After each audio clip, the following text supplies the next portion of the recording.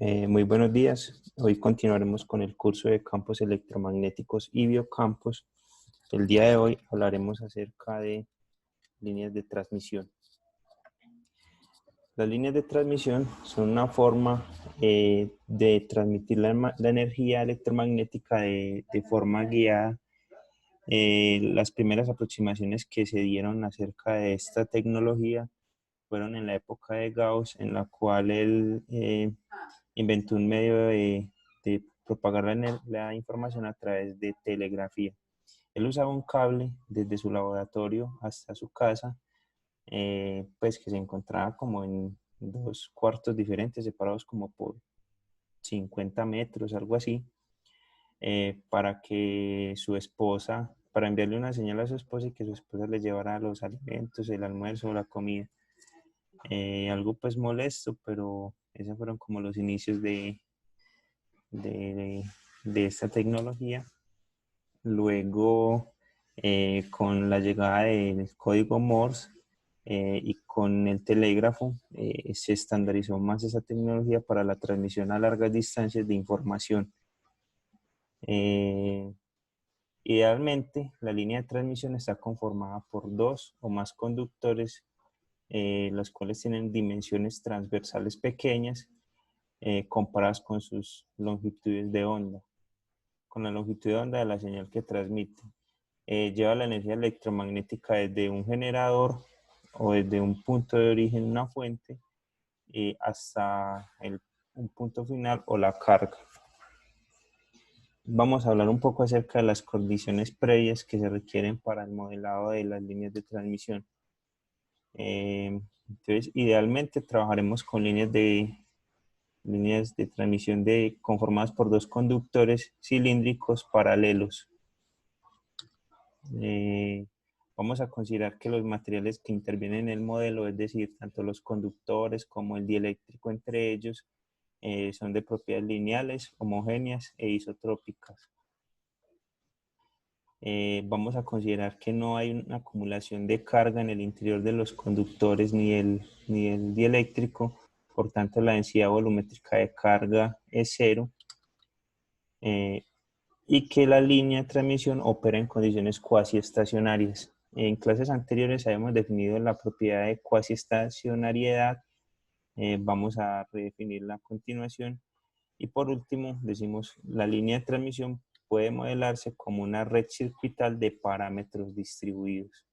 ¿Esto qué significa? Entonces, resulta que nosotros podemos tener una línea de transmisión conformada por un conductor. Vamos a considerar un solo conductor.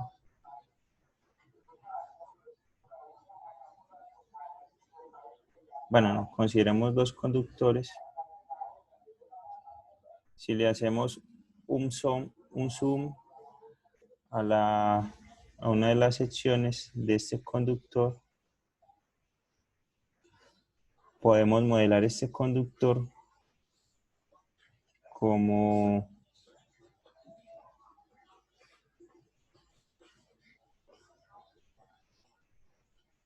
podemos modelarlo como una red circuital conformada por componentes pasivos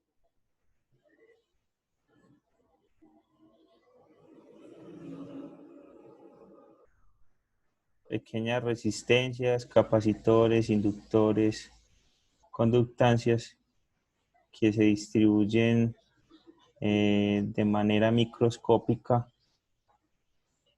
en el interior del conductor. Entonces así podemos modelar la línea de transmisión.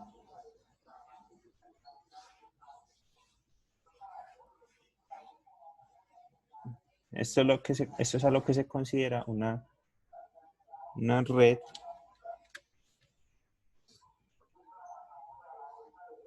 de parámetros distribuidos.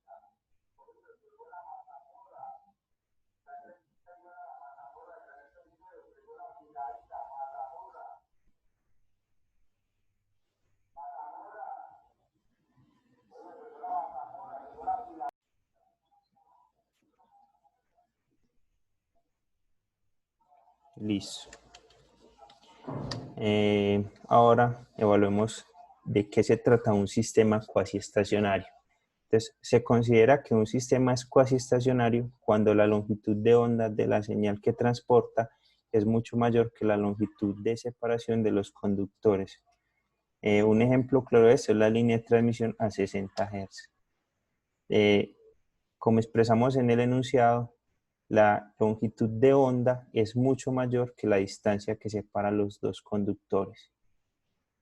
Para que sea mucho mayor, vamos a definir por convención que la longitud de onda es mayor a 100 veces la distancia que separa los conductores. Entonces haremos el ejemplo con una línea de transmisión que lleva una línea de 60 Hz. Para una frecuencia de 60 Hz, sabemos que velocidad de la luz es igual a frecuencia por longitud de onda. Entonces, al despejar esta ecuación, obtenemos que lambda debería ser igual a 5, que lambda es igual a 5 por 10 a la 6 metros, es decir, a 5000 kilómetros.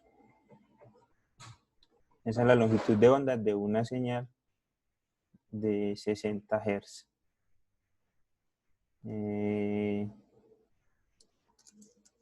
Si consideramos que la longitud promedio entre los dos conductores es de 2 por 10 a la menos 3, es de 2 milímetros, es la longitud de onda máxima, la longitud de onda máxima la longitud de onda mínima que permite transmitir es de 2 por 10 a la menos 1, es decir, 2 centímetros, 20 centímetros. Esto quiere decir que podríamos transmitir desde longitudes de onda de 20 centímetros hasta longitudes de onda muy grandes para considerar el sistema como cuasi estacionario. Es decir, para una frecuencia las podemos transmitir en esta línea con estas características de distancia, una separación de 2 milímetros. Podemos transmitir frecuencias desde 0 Hz hasta 1.5 por 10 a la 9 Hz, es decir, 1.5 GHz. ¿Sí? Vamos a verificar esta hipótesis en los tejidos biológicos. Entonces resulta que en nuestro cuerpo nosotros tenemos unas estructuras que llamamos neuronas. Entonces, esas neuronas las podemos considerar como una pequeña línea de transmisión. Vamos a tener acá una neurona.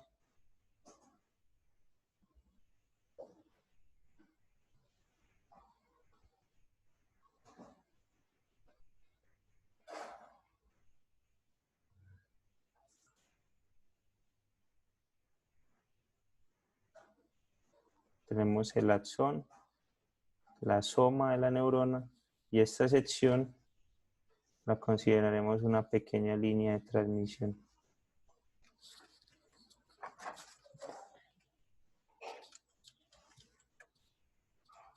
Esta sería una pequeña línea de transmisión donde podemos decir que el diámetro de esta línea de transmisión D es igual a aproximadamente 2 micrómetros. Es decir, perdón un momento, esta distancia es igual a 2 micrómetros. Es decir, aproximadamente 2 por 10 a la menos 6 metros. Si nosotros consideramos que lambda debe ser mayor a 100 veces D, entonces la máxima longitud de onda que podemos transmitir por esta, no, las longitudes de onda que podríamos transmitir por la neurona deberían ser mayores a 2 por 10 a la menos 4 metros. ¿Sí? Esto haciendo la conversión de C igual a lambda por frecuencia, nos daría que la frecuencia máxima sería igual a 3 por 10 a la 8 metros sobre segundo sobre 2 por 10 a la menos 4 metros. Quiere decir que la máxima frecuencia que podemos transmitir en una neurona es de 1.5 por 10 a la 12 Hz. Y con frecuencias de esta magnitud, el sistema seguiría comportándose como cuasi estacionario.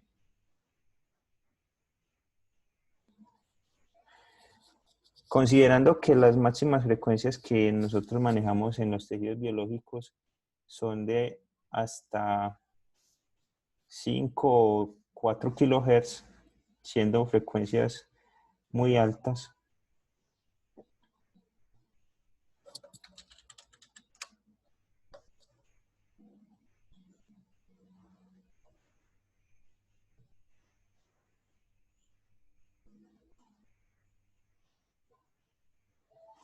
Al comparar 5 kHz, que sería 5 por 10 a la 3 Hz, con 1.5 por 10 a la 12 Hz, que sería el límite para que la señal deje de considerarse cuasi estacionaria en el sistema biológico, entonces nosotros estamos dentro del rango cuasi estacionario.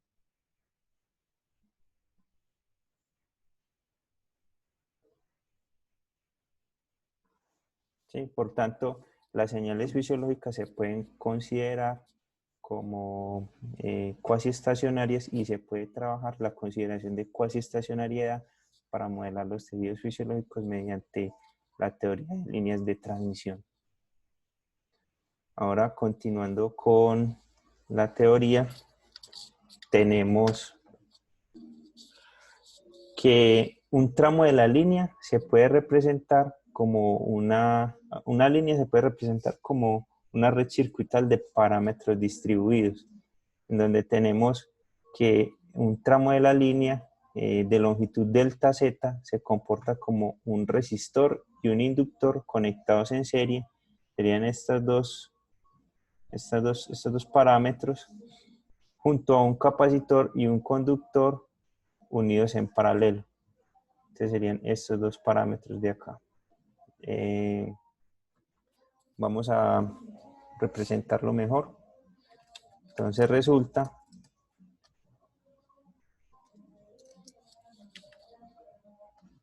que nosotros tenemos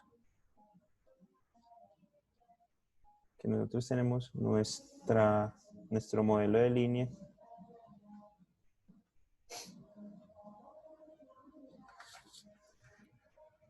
tenemos nuestra línea de transmisión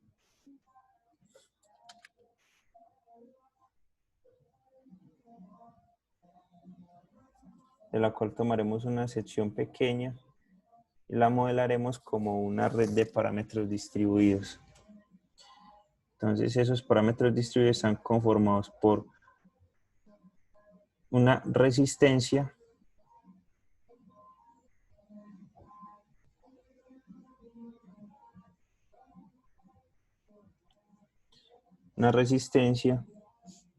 que es propia esta sección la vamos a llamar delta de z. Es una sección pequeña. Vamos a alinear la línea de transmisión con el eje z del sistema de coordenadas, esto por convención. Y en este delta de z va a aparecer una resistividad propia de las propiedades del material. Esa resistividad corresponde a que cada material cuenta con una resistencia propia debido a la fabricación del material. Nosotros no tenemos materiales superconductores, por tanto, nosotros debemos considerar que estos resistores tienen una resistencia asociada a las propiedades del material. Ok. Por otra parte, nosotros debemos considerar que por el material circulará una corriente I. Por la existencia de esa corriente, en el interior del material aparece una inducción electromagnética, la inducción de un campo electromagnético que frena la propagación de esa corriente de manera instantánea. Nosotros no podemos permitir de manera física que se violen las leyes de la relatividad, incluso eso no pasa en la naturaleza, entonces consideramos la existencia de un freno para la aparición de una corriente instantánea y ese se modela mediante una inductancia en la línea de transmisión. Además de eso, al nosotros aplicar un voltaje en la línea de transmisión, hacemos que aparezca una propiedad de capacitancia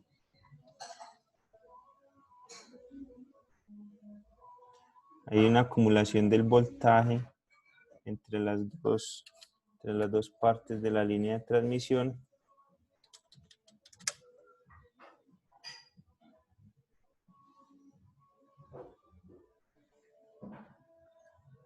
Entonces, esta se puede modelar como una capacitancia por unidad de longitud. Y por último, es posible que parte de la energía que se está transmitiendo por la línea cruce hacia el otro conductor. Y esto lo debemos representar como una propiedad de conductancia, es decir, es posible que parte de la corriente fluya hacia el lado del otro conductor y eso lo representamos a través de una conductancia por unidad de longitud. ¿Sí? Teniendo en cuenta esto, nosotros podemos considerar en el modelo que por este lado ingresa una corriente I, pero al atravesar el circuito de parámetros distribuidos, esa corriente se va a ver modificada por un delta de I. Hay un cambio en esa corriente.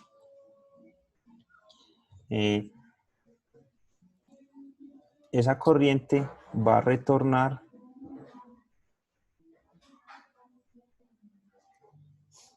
por el conductor de tierra y se va a ver modificada también a la salida, donde solamente observaremos I. Por otro lado, esto solo se produce si nosotros aplicamos un voltaje B, que a su vez se va a ver modificado por la presencia de los parámetros del circuito en una cantidad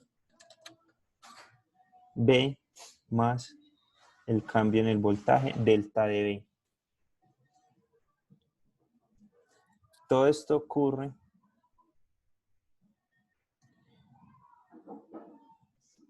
en un diferencial de longitud delta de Z. ¿Sí? Entonces nosotros podemos considerar esta propiedad RZ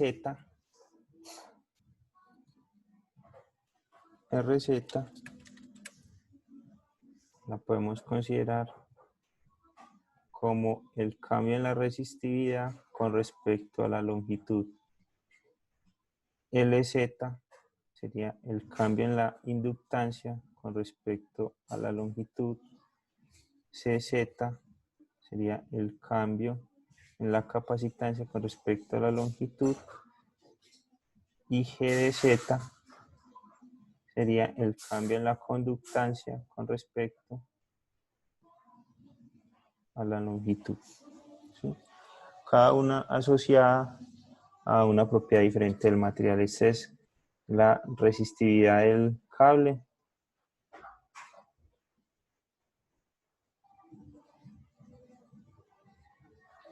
Esta está asociada a la existencia de un freno electromagnético o inducción de cambio de campo magnético.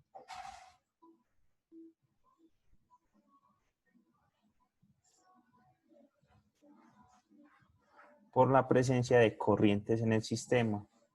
Esta es acumulación de campo eléctrico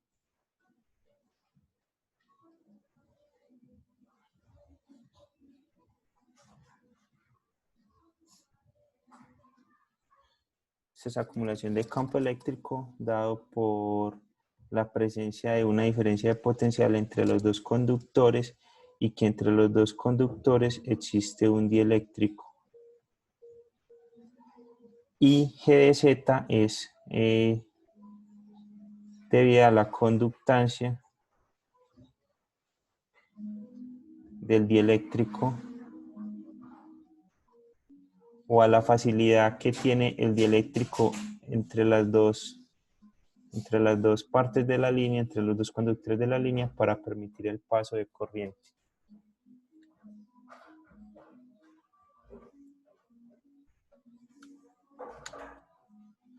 Entonces, podemos representar nuestra línea de transmisión como una red de parámetros distribuidos en la que aparecen esos diferentes parámetros que mencionamos anteriormente.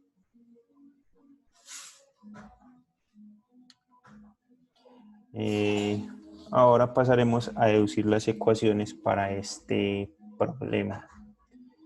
Entonces, se elegirá el eje de la línea de transmisión coincidente con el eje Z del sistema de coordenadas. Por tanto, obtendremos un B de Z y de T, o sea, un voltaje que depende tanto de la posición en Z como del tiempo, y obtendremos una corriente que depende también de la posición y del tiempo, una ecuación general.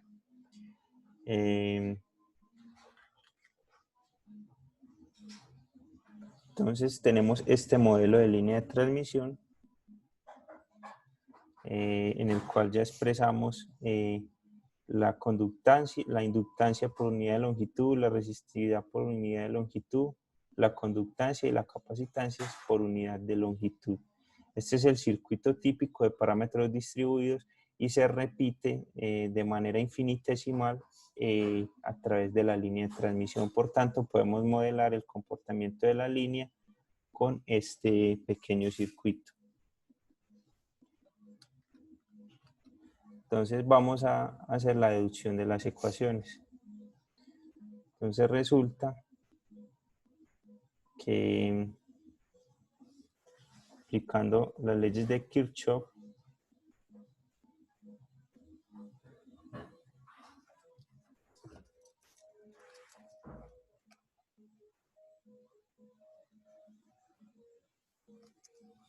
vamos a deducir las ecuaciones que intervienen en el problema. Entonces, vamos a aplicar ley de Kirchhoff de corrientes.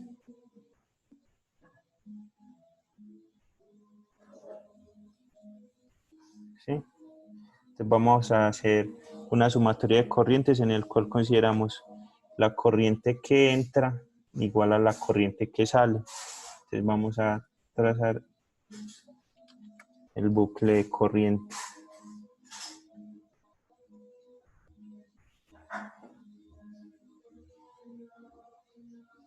¿Sí? En este caso sería delta de I. Entonces tenemos que ese cambio en la corriente,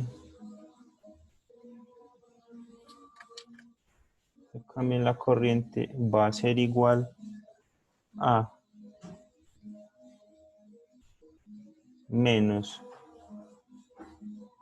la conductancia por unidad de longitud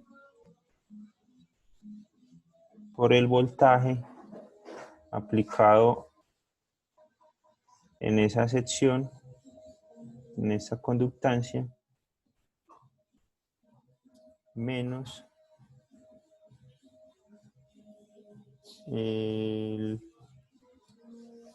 la capacitancia por unidad de longitud por la derivada del voltaje aplicado en la capacitancia con respecto al tiempo.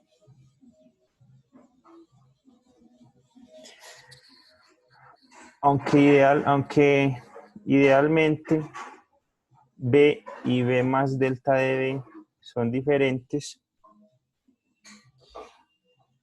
cuando nos acercamos al límite de que delta de Z tiende a 0, podemos considerar que B es igual a B más delta de B, por tanto delta de B puede hacerse tender a 0. Entonces vamos a sacar de esta ecuación factor común delta de Z y aplicaremos el límite. Entonces límite cuando delta de Z tiende a 0 de cambio en la corriente con respecto a Z sería igual a la derivada de la corriente con respecto a Z, y esto sería igual a menos G de Z por el voltaje menos C de Z por la derivada del voltaje con respecto al tiempo. Esta sería nuestra primera ecuación. La llamaremos ecuación 1.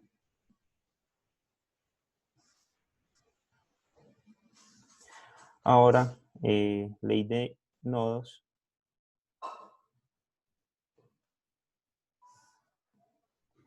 Entonces evaluaremos los nodos, la corriente de entrada y la corriente de salida en diferentes puntos del nodo, y para eso tendremos la siguiente ecuación. Entonces tenemos que delta de B, cambia en el voltaje, va a ser igual a menos RZ por delta de Z por la corriente menos LZ por delta de Z por el cambio en la corriente más el delta de corriente con respecto al tiempo. De manera similar, idealmente la corriente de entrada y la corriente de salida son diferentes, pero cuando nos vamos al límite donde delta de Z tiende a 0, podemos considerar que la corriente de entrada y la corriente de salida van a ser muy idénticas. Por tanto, podemos decir que delta de I también puede tender a 0. Entonces, aplicando el límite, cuando delta de Z tiende a 0, podemos tener cambio en el voltaje con respecto a Z igual a la derivada del voltaje con respecto a Z igual a menos R de Z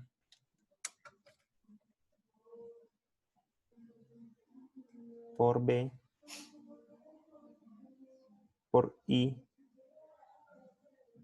menos L de Z por la derivada de la corriente con respecto al tiempo. Y esta sería nuestra ecuación 2. ¿Sí? Entonces tenemos estas dos ecuaciones. Pasaré acá en esta parte del tablero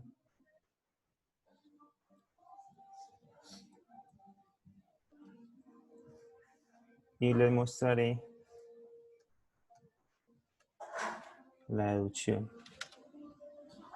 Entonces tengo las dos ecuaciones, tanto para el cambio en el voltaje como para el cambio en la corriente, una dependiendo de la posición y otra dependiendo del tiempo, ambas variables. Estas dos ecuaciones son ecuaciones simultáneas, tienen que resolverse de manera similar.